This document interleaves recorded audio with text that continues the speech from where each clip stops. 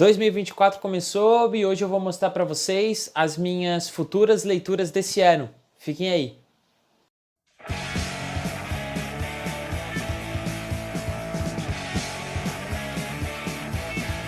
Para quem não me conhece ainda, eu sou o Emanuel e esse aqui é o canal do Sebo Velho, local onde eu compartilho através de vídeo as minhas experiências literárias com vocês. Estava dentro dos meus planejamentos para essa série de vídeos do final do ano, além do meu vídeo com as 10 melhores leituras do ano de 2023, fazer esse vídeo com as minhas futuras leituras do ano de 2024. Dois usuários no meu último vídeo, através do campo dos comentários, pediram para eu fazer, então aqui estou fazendo. Vamos lá, separei uma pilha de livros que estavam na minha estante, estão ainda na minha estante, para serem lidos esse ano. A ideia é apresentar esses títulos para vocês, ver quais chamam mais atenção, qual vocês também compartilham algum interesse em conhecer, e a partir disso eu ir traçando aí minhas coordenadas nas experiências literárias que eu vou ter em 2024, beleza? Então vai ser um vídeo de apresentação desses livros que estão aqui ao meu redor, de comentários breves sobre eles, de futuros projetos literários que eu tenho para esse ano. Vou mencionar alguns títulos que eu não tenho em mãos ainda, mas quero ter para tentar ler esse ano. E por aí vai. Para iniciar, vou pegar aqui um bloquinho que eu separei de um certo nicho, que é a literatura contemporânea, autores ainda vivos do nosso tempo presente, que são leituras que eu costumo fazer todo ano em grande quantidade. Estou sempre procurando conhecer escritores, escritoras atuais. Então, dos títulos que eu separei para vocês, vou mostrar aqui 5 deles. Começando aqui por esse Aprender a Falar com as Plantas, da escritora catalã Marta Orriols, acho que é assim que se fala. Aprender a Falar com as Plantas foi enviado pela TAG, na época que eu assinava, não assino mais a TAG Curadoria. Nesse livro a gente vai ter a história da Paula, uma médica que tem o esposo morto em um acidente de carro, e no hospital, ali naquele momento dele tá recebendo os atendimentos, constatando o óbito dele e tudo, ela tem um encontro com a amante desse marido dela, que ela desconhecia completamente, e a partir disso ela vai seguindo essa mulher como uma espécie de único fio que liga ela ao seu tão amado durante a vida inteira marido. Parece bem interessante. Outro que eu tenho aqui é um livro de contos, Suicídios Exemplares, do escritor também espanhol Enrique Vila-Matas. Essa aqui é uma edição da extinta Cosac Naif, e eu nunca li nada do Vila-Matas, me parece ser um escritor que eu sou a isca perfeita para a literatura dele. Era amigo do Roberto Bolanho, trabalha também com uma certa metalinguagem, com uma literatura que tem por tema a própria literatura, a figura dos literatas, escritores, escritoras, do objeto livro, enfim, me parece ser um prato cheio para mim. Aqui ele vai fazer contos ao redor da temática do suicídio, com um título meio irônico de Suicídios Exemplares. Me parece que nenhum deles chega a se concretizar no conto, e ele vai desenrolando todas essas narrativas curtas a partir dessa temática. Bem interessante.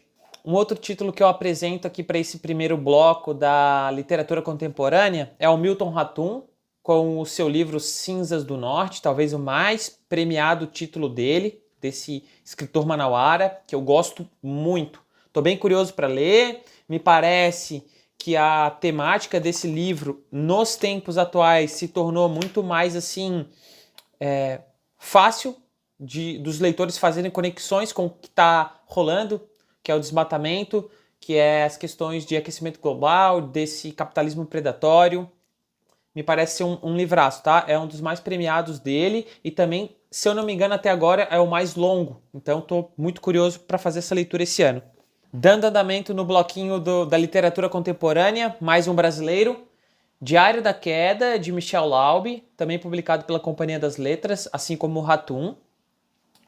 Um livro que é todo escrito em parágrafozinhos curtos, me parece ser um diário, não tenho certeza, e ele vai fazer uma espécie de exploração talvez até um pouco autobiográfica da sua família, do seu passado, da sua infância, do seu pai.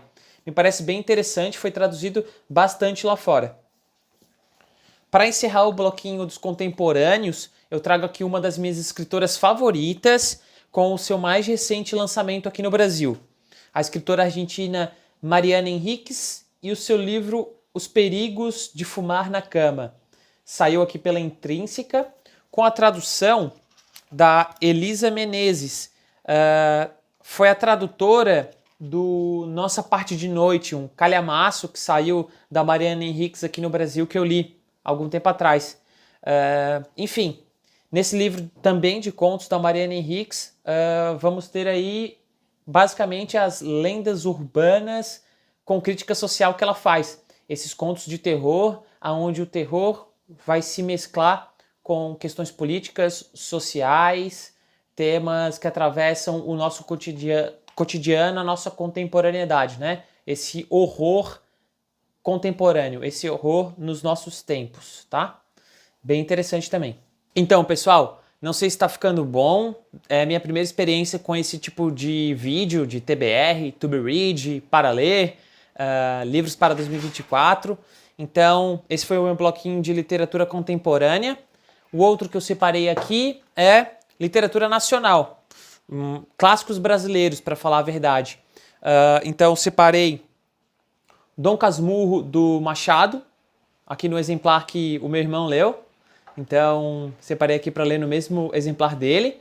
Ainda não li só Memórias Póstumas e alguns outros. Uma experiência incrível ler Machado de Assis, já mais maduro, já mais ciente dos temas que ele está trazendo, do que talvez realmente fala a obra dele. Então, vou poder conhecer talvez o mais famoso dele esse ano. Estou bem ansioso. Aí um outro escritor que eu conheci também há um tempo atrás, acho que eu li há 1 ou 2 anos atrás, o Graciliano Ramos. Separei aqui o Vidas Secas, pela editora Record, né? Eu li apenas numa daquelas edições antigas de grandes clássicos, o Infância, e gostei bastante também. Então, estou curioso para conhecer talvez a obra-prima dele. Para fechar o bloquinho de clássicos nacionais, eu separei um livro que eu peguei da estante da minha mãe, nem sei como foi para lá, mas está aqui o Mar Morto, do Jorge Amado. Tá bem desgastado, então acho que ela tem bastante tempo esse livro. Isso aqui é tipo uma jaquetinha, né? Aqui, dá para tirar ela. Mar Morto, um dos primeiros livros do Jorge Amado. Esse daqui, diferente do Graciliano e do Machado, eu nunca li nada, então estou extremamente curioso para saber um pouquinho como é que é a literatura do Jorge Amado. Finalmente vou conhecer esse ano, estou bem ansioso. Provavelmente vou ler ali em fevereiro, próximo ao dia da Iemanjá, Nossa Senhora dos Navegantes, e esse livro trata-se um pouco dessa temática ali, né? Dos marinheiros, fala um pouco também da devoção a Iemanjá, a devoção ao mar, essa vivência dessas pessoas, né? Não tenho certeza se esse é um dos mais fáceis, se é um dos mais difíceis, se é um livro muito Jorge Amadiano ou não. Tô indo bem às cegas para aproveitar bastante a leitura, tá? Trago para vocês provavelmente ali por volta de fevereiro ou março. Bom, eu acho que tá indo, gente. Um outro bloco que eu separei aqui é o da ficção científica, que é um gênero que eu gosto bastante. Geralmente em filmes eu ando consumindo bastante esse gênero e na literatura nem tanto. Então eu separei aqui O Homem do Castelo Alto, do Philip K. Dick, nessa belíssima edição da editora Aleph. Philip K. Dick eu li há uns anos atrás somente alguns contos daquele livro Realidades Adaptadas, então eu peguei aqui também talvez uma das obras-primas do cara, onde ele vai escrever uma ficção científica sobre o mundo, ali mais os Estados Unidos, caso eles tivessem perdido a Segunda Guerra Mundial e a Alemanha, junto com seus aliados, o Japão, tivesse ganhado a Segunda Guerra Mundial, como seria o mundo se isso tivesse acontecido, né? Então, tem até uma série na Amazon a respeito desse livro.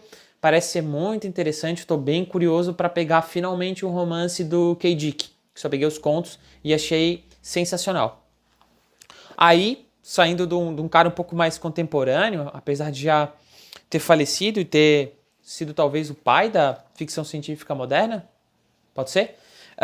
Vamos para um clássico. Separei aqui também da estante da minha mãe, o Admirável Mundo Novo, do Huxley. Classicaço, né? Daquelas distopias.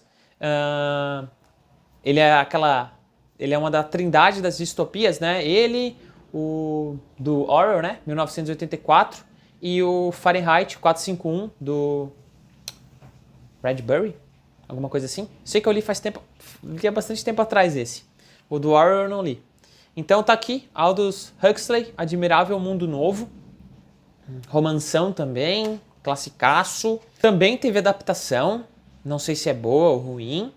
E, enfim, também quero investir um tempo nesse clássico, né? Ver como é que vai fluir aqui atualmente nas minhas leituras. Vou tentar encaixar em 2024 esse também. Dando andamento nos bloquinhos de leituras para 2024, separei aqui peças. Que é, depois de ler o Esperando Godot no ano passado, eu quero separar algumas assim para ler. E daí trouxe mais literatura brasileira, Nelson Rodrigues, Boca de Ouro, essa edição belíssima da Nova Fronteira, né, onde tem ali o bicheiro Boca de Ouro aqui, a sua silhueta segurando um charuto. Edição primorosa, adorei.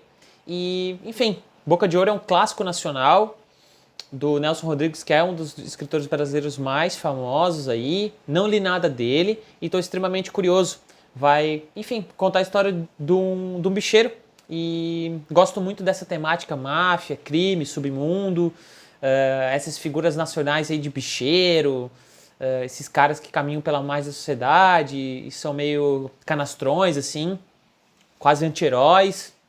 Bem curioso para conhecer também a literatura do Nelson Rodrigues e começar por essa história aqui que tem uma temática que me agrada bastante. Aí ainda dentro das peças, eu já abro um outro parênteses para um projeto literário que eu pretendo nesse ano de 2024, que é as releituras, né? Separar alguns livros mais curtos, assim, que eu tenha vontade de reler e ver como vai ser essa releitura e trazer principalmente a experiência de reler para vocês. Aí eu trouxe uma peça do Shakespeare, que eu li algumas quando eu entrei na faculdade, assim, e por causa do Hamlet e da psicanálise. Então eu catei ali algumas, li e gostaria de reler para ver o que vai acontecer agora com um pouco mais de bagagem, né? Separei das que eu tenho aqui o Rei Lear, que de todas que eu li do Shakespeare foi a que mais passou despercebido por mim, que eu menos consegui tirar coisas dessa obra e eu gostaria de reler ela, assim, ver como é que vai ser essa experiência. Então, quem sabe, em 2024 rola aí peças, releituras, vai rolar, e quem sabe rola uma releitura dessa peça do Shakespeare. Certo, pessoal? Peguem uma água e um cafezinho, vão anotando aos poucos os títulos que interessam vocês. Um outro bloco que eu trago aqui é literatura russa, né? A literatura russa é quase um gênero aqui no Brasil, pelo menos com as pessoas que eu converso, assim. Tem, parece que um jeitão todo próprio dela, né? Deixei aqui Mikhail Bulgakov, O Mestre e a Margarida. Um livro que desde o início da faculdade eu quero ler, nunca pus as garras nele, e depois que eu peguei, ficou um tempo na minha estante, tá aqui esperando a vez dele há um tempinho. Então, cara, quem sabe ficaria muito feliz se em 2024 eu desse uma atenção aqui pro O Mestre e a Margarida, que parece ser um livro interessantíssimo, né? Onde o Bulgakov vai contar a história do diabo chegando ali em Moscou e vai traçar paralelo a obras como Fausto e também a época política onde o Bulgakov estava inserido, sim. Bem legal. Infelizmente ou felizmente, se eu pegar Os Demônios do Dostoiévski esse ano, antes da leitura do Mestre e a Margarida, talvez isso aqui vai esperar um pouco mais, tá? Então, vamos ver se ele vai ser lido em 2024.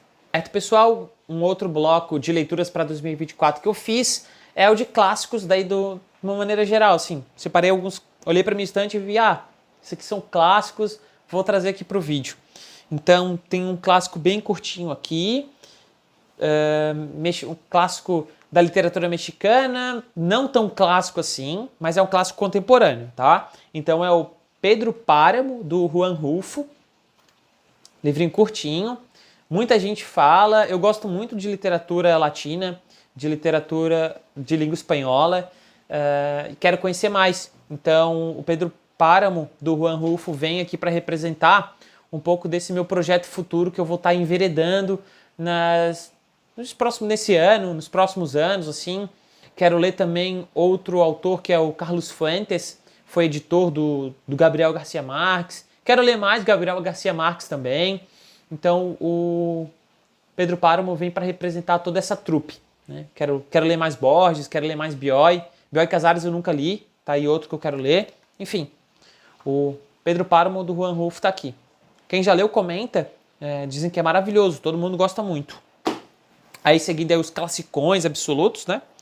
Ambos são da Penguin, clássicos, então, tá aqui. A Madame Bovary, do Flaubert. Talvez, assim, o romance em seu estado absoluto, né?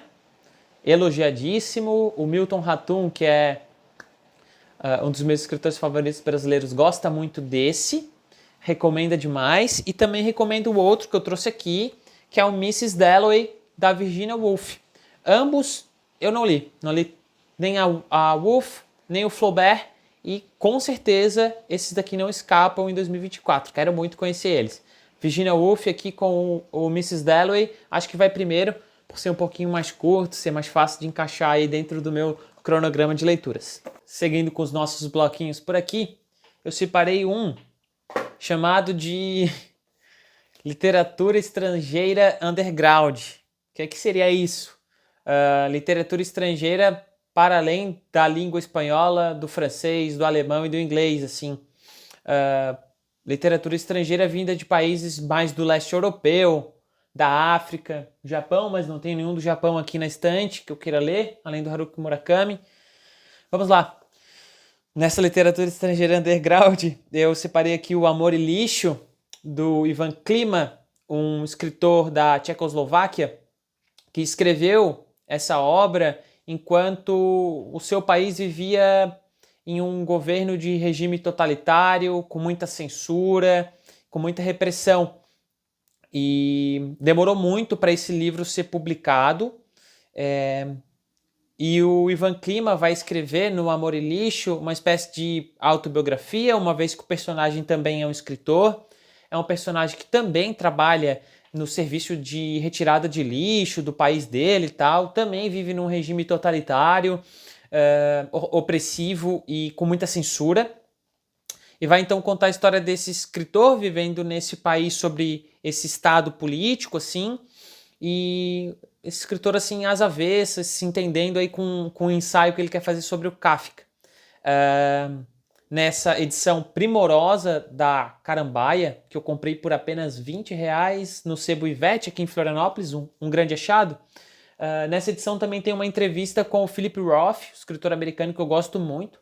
O Roth entrevistou o Ivan Klima, o Roth também gosta muito de Kafka, e essa entrevista inteira está nessa edição. Pretendo conferir, tá? Fugir um pouco aí do eixo de leituras que geralmente eu mantenho, né? Espanha, França, Estados Unidos, por aí vai. Um outro que eu separei aqui também foi enviado na época que eu assinava a tag Curadoria. Isso aqui saiu pela editora Biblioteca Azul, se eu não me engano. E é o Sonhos em Tempo de Guerra, do escritor queniano, agora o nome é mais difícil, Ngugi wa Thiong'o, deve ser isso. Um romance meio autobiográfico, aonde o autor vai escrever sobre a infância do narrador do livro, uma infância no Quênia, em uma colônia britânica, impactada pela Segunda Guerra Mundial. Quase que um romanção assim, de formação, tá? Em 2024, se eu estiver querendo ir para outros ares, literaturas que fogem do comum, linguagens, culturas que fogem do que eu tô lendo, com certeza eu vou conferir esse daqui. E por último, nesse bloquinho de literatura estrangeira underground, eu trouxe o Witold Gombrowski, com o seu livro Cosmos, que saiu pela editora Companhia das Letras. O Gombrowski, eu li apenas um livro de contos dele chamado Bacacai, gostei demais. Nesse Cosmos, primeiro romance que eu vou ter contato desse autor, vai contar a história de um jovem estudante passando por algumas afetações familiares, voltando para a casa da família nas férias. Ele vai encontrar um companheiro de viagem, assim, um cara que ele encontra na viagem, indo também para a mesma direção que ele, um trabalhador de férias, e ambos vão se deparar com uma cena de crime e a partir daí se desenrola a trama de Cosmos. Estou bem curioso para ler, uma vez que o Witold aqui, para me livrar do sobrenome dele complicado, é um escritor que eu gostei muito do estilo de escrita dele, assim. Achei bem massa, bem legal mesmo, e tem tudo para os romances não deixarem a desejar. Para ir fechando esse vídeo que já pode estar ficando bem longo, quero ver se nesse ano eu faço uma experiência literária que é reservar um mês para ler, na grande maioria, ou apenas livros de um único autor. Então, decidi tirar da estante os 3 do Bolanho que eu tenho aqui que me faltam, né? O livro de contos Putas Assassinas, que saiu pela Companhia das Letras. O primeiro romance do Roberto Bolanho, A Pista de Gelo, uma espécie de romance policial, também saiu pela Companhia das Letras. E um dos seus melhores romances, que o pessoal mais elogia, Noturno do Chile, também saiu pela Companhia das Letras. Esse daqui é uma narrativa um pouco mais curta, escrita parecida com o Náufrago do Bernhard, assim, é um parágrafo único, onde um padre vai estar dialogando internamente num monólogo sobre literatura. A Pista de Gelo é um romance policial, com várias narrativas de personagens diferentes, onde a gente tem que ler todas elas, em ordens diferentes, para ir entendendo um pouco o que acontece. E o Putas Assassinas, um dos livros de contos do Bolanho, aí, que reservam talvez um dos seus contos mais famosos e mais elogiados, que é O Olho Silva, o conto que abre esse livro. Tá? Então, será que teremos um mês dedicado ao Roberto Bolanho aqui no Sebo Velho? Veremos. Acho que vai ser interessante se eu conseguir botar esse projeto em dia. E daí nesse bloquinho dos projetos literários, outro que eu tenho é o de seguir lendo Philip Roth em ordem cronológica. Eu li o Complexo de Portnoy, que caiu na minha mão, li o Professor de Desejo, aí dei um salto para ler o último livro dele, que é o Nêmesis, e agora estou retomando a leitura em ordem cronológica das obras dele que eu consigo pegar. O Adeus Columbus, que é o primeiro livro dele, por exemplo, eu não li, mas estou tentando pegar em ordem cronológica que eu posso. Estou indo para a trilogia do Zuckerman, né? Talvez o personagem mais famoso do Philip Roth, onde é praticamente um alter ego dele, né? Zuckerman está para Philip Roth, assim como Henry Chinaski está para Bukowski. Então, nesse livro aqui que sai pela Companhia das Letras, a gente tem os 3 romances principais que tem as 3 novelas principais que tem o Zuckerman, é o Escritor Fantasma, Zuckerman Libertado, Lição de Anatomia e um prólogo curto chamado A Orgia de Praga. São 4 romances que podem ser lidos separadamente, mas que eu vou ler aqui em ordem cronológica e dão conta de mostrar aí a saga do Zuckerman, né? Esse alter ego famosíssimo do Philip Roth. A ideia é que quando eu terminar de ler o Zuckerman acorrentado, né? Essa narrativa, eu pulei para a trilogia americana, onde o Philip Roth praticamente se consagra perante a crítica e grande parte do restante do público. Bom, galera, para fechar esse vídeo de leituras de 2024, eu vou trazer o último bloco, que é um dos meus favoritos, que é o bloco dos calhamaços. Eu tento ler ao menos 2 calhamaços por ano, e chamo de calhamaço esses livros que passam bem das 500 páginas. Então, o primeiro que eu trouxe para vocês, estou gravando esse vídeo aqui no dia 4 de janeiro, deve estar indo aí daqui de uns 2 dias para o YouTube. O Arco-Íris da Gravidade, do Thomas Pynchon, talvez sua obra mais famosa, seu livro mais complicado também. Estamos no dia 4 de janeiro, eu já iniciei, não vou falar muito sobre ele, porque senão esse vídeo vai ficar muito longo e eu vou ficar maluco resenhando ele aqui para vocês, comentando sobre o que é, mas basicamente esse aqui talvez seja a autoridade máxima quando se fala em romance pós-moderno e, quem sabe, talvez, autoridade máxima quando se fala em romances num pós-guerra no geral.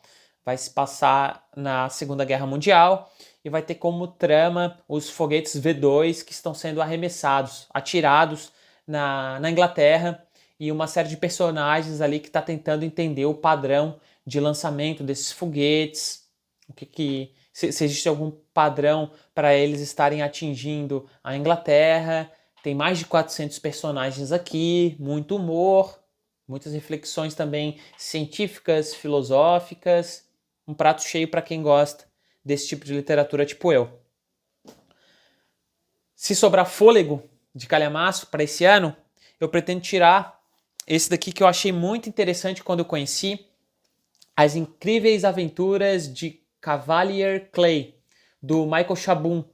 Chabon, para quem acompanha aqui o Sebo Velho, eu li um romance dele no ano passado chamado Associação Judaica de Polícia, que é um romance de ficção assim, especulativa, onde os judeus perdem o território deles em Israel, ficam um tempo num território no Alasca, e o romance se passa todo no ano em que eles vão perder esse espaço no Alasca e ter que retornar para a cidade deles, né, para a terra deles.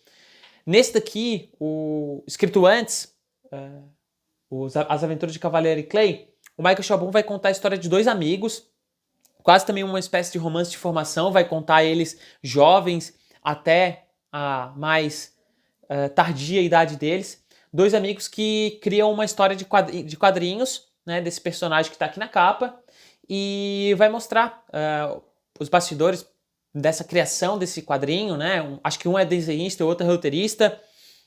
Então vai mostrar como que foi o trabalho de criação deles, como eles começaram a fazer sucesso na idade de ouro dos quadrinhos dos Estados Unidos, que, se eu não me engano, foi ali nos anos 40 ou 50. E, enfim, desentendimentos, o auge, a decadência da carreira deles, tudo aqui. Achei interessantíssimo um romance dessa magnitude aqui, que se propõe a falar sobre dois quadrinistas, né? Um roteirista de quadrinhos, um desenhista, né? E a relação deles. Levou o prêmio Pulitzer de melhor romance em 2001 e tô louco para conferir também, tá? Até onde eu pude ler do Chabon, ele é um cara que sabe escrever muito bem, constrói frases maravilhosas, tem um estilo bem legal, e isso tudo aí, a forma dele, a escrita dele, a prosa dele é tão legal quanto as tramas, tão criativas, e os personagens tão ricos assim de conteúdo que ele tem. Então, quem sabe eu trago esse calhamaço para vocês aqui nesse ano de 2024. É isso então, minha gente. Chega ao fim o meu livro de leituras para 2024. Foi bastante coisa, foi uma forma de vídeo diferente. Eu vi que algumas pessoas fizeram 12 livros para 2024. Eu quis trazer um pouco as categorias, projetos e um pouco mais de títulos aqui para vocês. Espero que tenham gostado. Deixem nos comentários se já leram algum deles, quais vocês se interessaram mais, e que a gente tenha aí um ótimo 2024 com bastante leitura. Beleza, pessoal? Não se esqueçam de, ao sair de casa, sempre levar um livro, e até o próximo vídeo. Um abraço para todo mundo.